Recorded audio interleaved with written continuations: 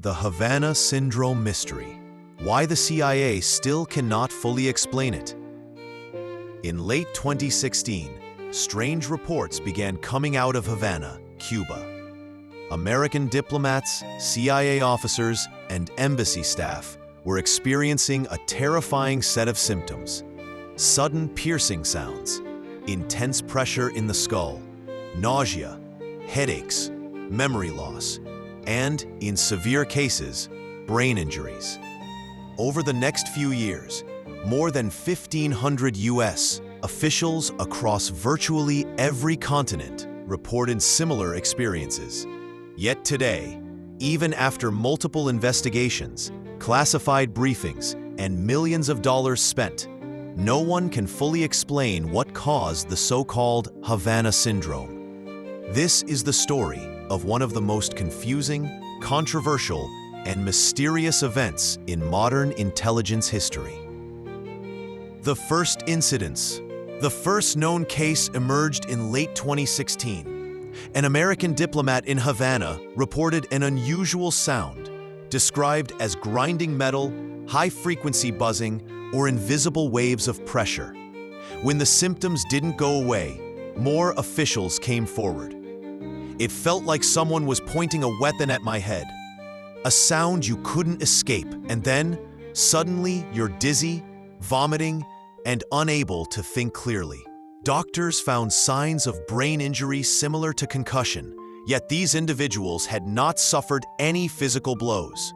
The U.S. government evacuated staff, closed services, and warned American personnel around the world. Stay alert.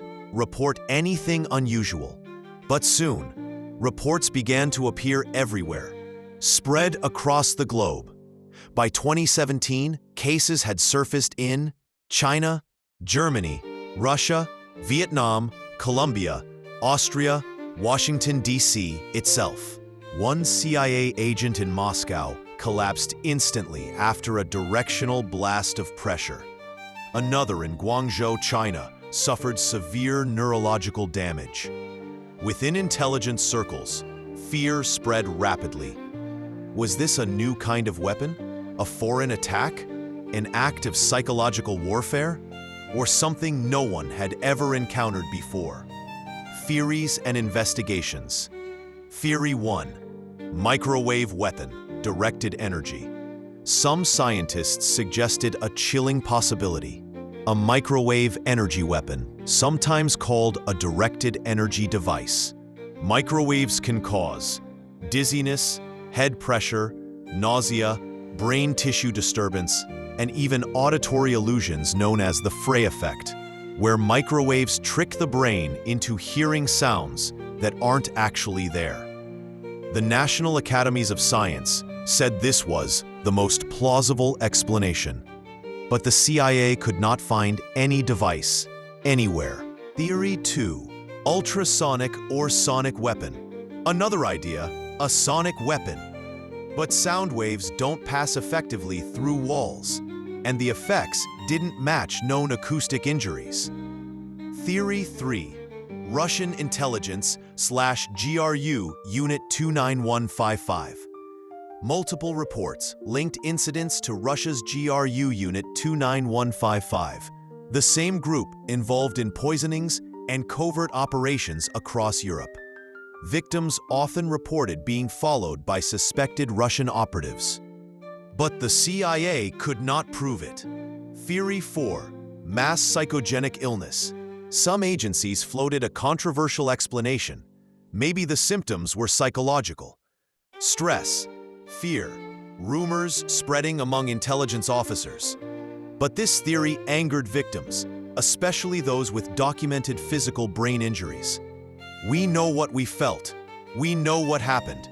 This wasn't stress. Theory 5. Environmental causes. From pesticides to crickets to faulty surveillance gear, almost every idea was tested. Each theory fell apart. CIA's partial report. In 2022, after a major multi-agency investigation, the CIA issued a stunning statement. Most cases were not caused by a foreign government. And then another twist. A smaller number of cases still cannot be explained. These involved credible physical injuries, no psychological components, and clear external triggers. The CIA admitted, "We do not have a complete explanation." The Pentagon, meanwhile, set up an entire office to investigate directed energy threats. Hundreds of files remain classified. Why the mystery remains? So why does the mystery remain unsolved? Because almost every path leads to a dead end. No weapon has ever been found. No country has been definitively linked. Symptoms vary widely. Some cases look like attacks, others don't. Intelligence agencies disagree internally. Victims are still coming forward. In short, too much evidence to dismiss, too little evidence to prove anything. This is what makes Havana Syndrome one of the most puzzling events in CIA history.